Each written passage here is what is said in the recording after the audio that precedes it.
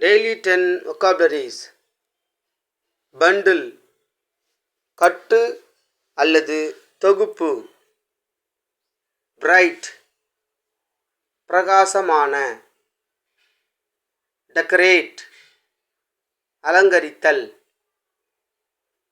Declare அறிவித்தல்.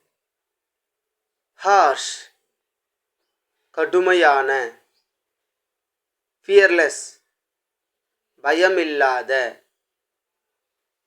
Honor மரியாதை அல்லது கௌரவம். Adjust சரி செய்தல்.